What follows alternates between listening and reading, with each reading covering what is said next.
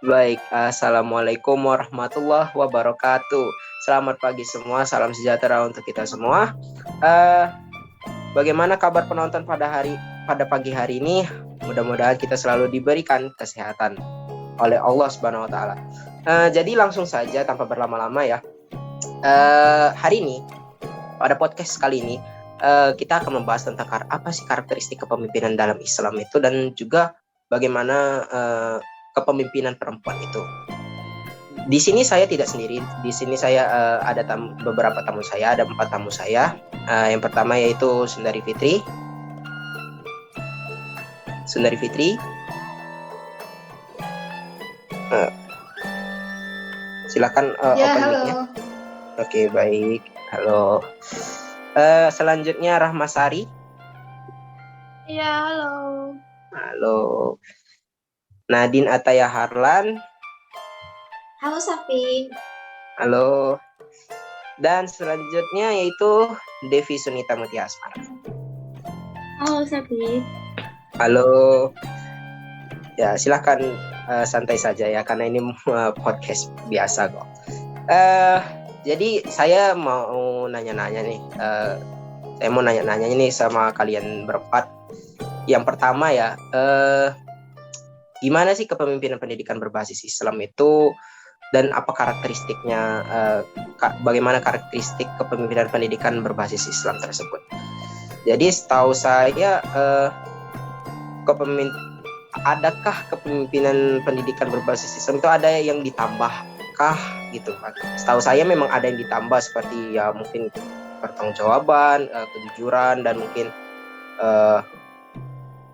berbasis kepada agama Islam seperti itu. Jadi ya, saya mau nanya pendapat kalian lah bagaimana. Mungkin pertama untuk Sundari Fitri,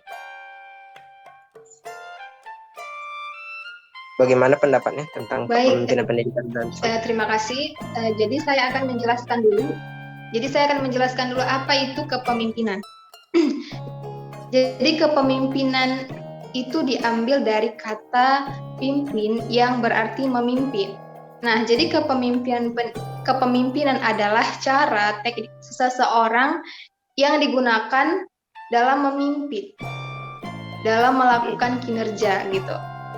Nah, di dalam Islam ada beberapa sifat atau karakteristik yang harus dimiliki oleh seorang pemimpin gitu. Yang pertama adalah jujur, kemudian amanah, yang kedua tabligh atau menyampaikan, yang keempat yaitu fatona atau cerdas. Kenapa ada 4 ini? 4 ini adalah sifat wajib yang harus dimiliki oleh pemimpin. Misalnya nih jujur. Jujur itu dia menepati janji atau berkata, berperilaku dengan jujur gitu. Jadi jika di antara 4 sifat ini ada satu yang tidak dimiliki oleh seorang pemimpin, maka sebuah organisasi itu nggak akan bisa lancar gitu. Misalnya seorang pemimpin ini punya sifat jujur, amanah, terus dia tabligh atau menyampaikan gitu kan. Tapi dia tuh nggak fatonah gitu, nggak cerdas. Nah, jika dia nggak cerdas, bagaimana dia bisa bekerja sama atau mengatur bawahannya gitu. Nah, jadi keempat sifat ini harus dimiliki oleh pemimpin jika menginginkan kesuksesan dalam kepemimpinannya. Nah, saya kasih contoh ya, misalnya kepala sekolah gitu kan, ini di bidang pendidikan gitu. Kepala sekolah itu kan merupakan pemimpin gitu, dia memimpin bawahannya yaitu guru gitu. Nah, jadi dia tuh harus mampu sehingga tujuan pendidikan yang telah ditetapkan dapat tercapai dengan baik gitu. Gitu sih kalau menurut saya. Oh, baik. Jadi ada keempat karakteristiknya ya. Kalau menurut Rahmasari itu bagaimana? Seperti yang dikatakan sama Sundari Fitri sebelumnya, yaitu ada 4 sifat yang harus dimiliki oleh seorang kepemimpinan ya, saya setuju dengan itu. Dan 4 sifat tersebut harus saling berkaitan dan berkesinambungan satu sama lainnya. Nah, seperti yang kita tahu pada saat sekarang ini gitu ya, banyak pemimpin-pemimpin yang kurang jujur, amanah, terus kurang bertanggung jawab dalam memimpin, apalagi dalam memimpin sebuah kependidikan gitu. Jadi menurut saya ya itu sih yang penting gitu, yang harus dimiliki oleh seorang pemimpin itu yang seperti dikatakan oleh Sundari Fitri tersebut. Mungkin itu. Oke, terima kasih Ramasari. Kalau pendapat Nadine, bagaimana? Apakah sama atau ada yang berbeda gitu? Oke, mungkin pendapat saya sama dengan Sundari dan Ramasari. Tapi menurut saya, kepemimpinan Islami merupakan keseimbangan antara kepemimpinan dengan konsep duniawi maupun konsep ukrawi. Jadi, untuk menjadi pemimpin itu harus menggapai tujuan hakiki lebih dari sekedar tujuan organisasi yang bersifat sementara, untuk menuntut komitmen tinggi kepada prinsip-prinsip Islam dan menempatkan tugas kepemimpinan tidak sekedar tugas kemanusiaan.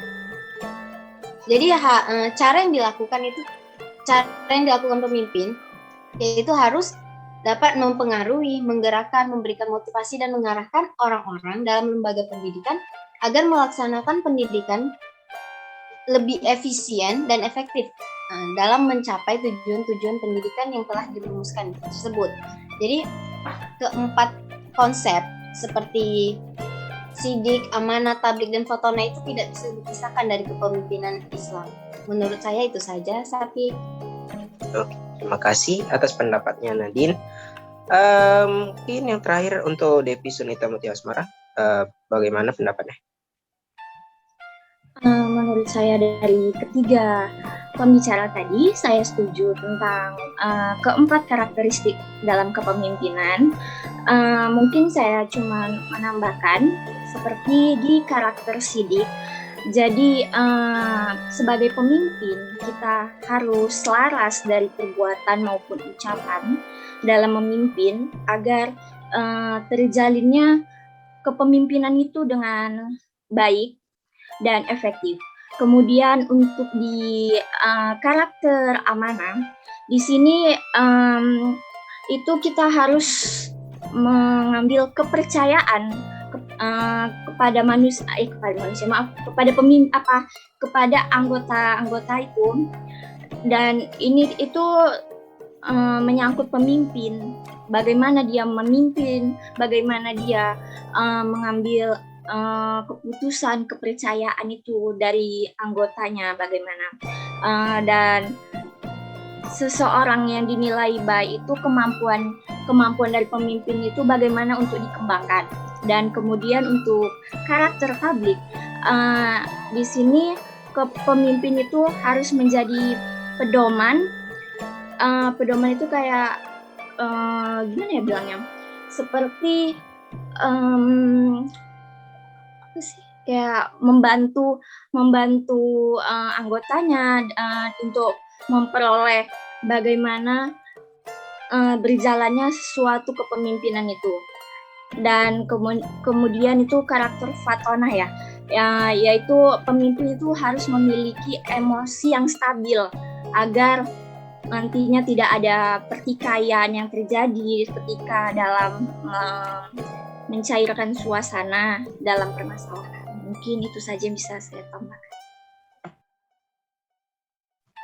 Ya baik, terima kasih atas pendapatnya tentang karakteristiknya, terutama dalam kepemimpinan pendidikan Islam ya.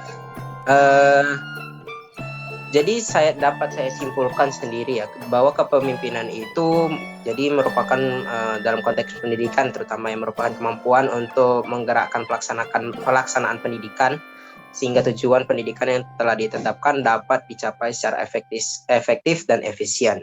Dan juga ada 4 karakteristik ya, pas saya dengar dari kalian semua ini rata-rata mengatakan karakteristik yang sama, yaitu ya karakter yang pertama sidik, yang kedua amanah, dan ketiga tabligh, dan keempat itu ialah fatonah. Oke, mungkin sampai situ saja untuk karakteristik kepemimpinan Islam. Oke, maaf tadi ada kendala sedikit. Pemimpinan perempuan. Setelah saya barusan tadi ya karakteristik Jadi saya sedikit mesti kepemimpinan itu kan berarti kemampuan dapat mempengaruhi, mengarahkan suatu kelompok agar menerima pengaruh tersebut. Tapi rata-rata biasanya dipimpin. Berhubung tamu-tamu saya ini menanyakan tentang pemimpinan perempuan itulah dari dulu. Begini. Baik, di dalam Islam itu pemimpin gitu ya. Dan kesiapan yang dimiliki seseorang mendorong kelompok. Biasanya tuh padahal sebenarnya di dalam Islam posisi perempuan dan laki-laki itu sederajat kemuliaannya. Jadi in this case kita membahas tentang kan juga boleh menjadi pemimpin. Siapa aja boleh menjadi pemimpin yang miliki. Gitu. Dia mampu bapak didik hanya laki-laki gitu. Ada orang pemimpin. Padahal pemimpin itu bukan Enggak ada. Ya, benar. Kita tahu sebenarnya perempuan nggak bisa laki di luar sana seperti itu. Sebelumnya perempuan juga bisa ataupun itu asertif. Terus tindakannya kan perempuan itu kepemimpinan bina gitu karena kan pendapat dalam sebelumnya pemimpinan perempuan. Baik, larang perempuan untuk menjadi pemimpin meskipun laki-laki. Perempuan itu kata aja di Islam peran yang mengarah pemimpin mereka serta jaga hubungan sosial. Oke, atas Sunita bagaimana? Permasalahan perempuan sudah bisa jadi konfirmasi, bisa jadi tadi yang sudah dibahas dia dalam punya nggak dia keterampilan. Kemudian contohnya nih kayak dalam suatu struktur organisasi di sekolah kayak kepala sekolah, misalnya laki-laki. Nah, ada juga yang masih korupsi ataupun ada yang buat tidak baik sehingga dalam sekolah ini berjalannya itu tidak baik, tidak efektif.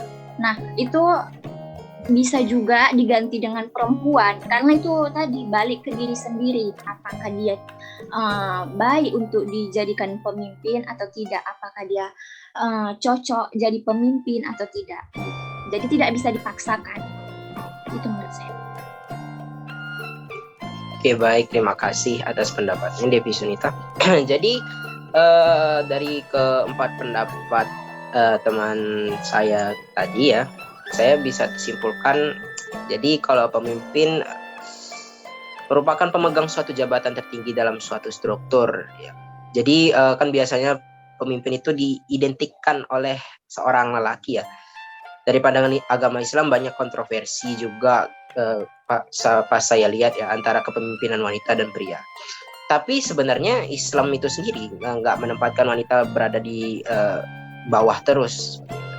Namun jika dilakukan maka mungkin akan terjadi sesuatu yang baik. Kalau misalnya perempuan itu dijadikan pemimpin. Ya saya juga gimana ya? Saya juga tidak mempunyai begitu banyak sifat kepemimpinannya. Jadi menurut saya juga setuju dengan keempat teman saya ini juga soal menjadi pemimpin itu nggak harus laki-laki, asalkan dia juga punya jiwa kepemimpinan dan juga etika kepemimpinan dia juga ada, itu maka dia baik untuk jadi pemimpin dalam bidang kependidikan. Baik, sekian untuk podcast kita hari ini. Saya berterima kasih kepada tamu-tamu saya yang sudah datang ke podcast saya hari ini. Saya ucapkan terima kasih dan juga saya mengucapkan mohon maaf apabila saya ada memiliki kesalahan dalam pengucapan kata saya. Wabillahi taufiq wal hidayah. Assalamualaikum warahmatullahi wabarakatuh. Waalaikumsalam warahmatullahi wabarakatuh. Waalaikumsalam warahmatullahi wabarakatuh.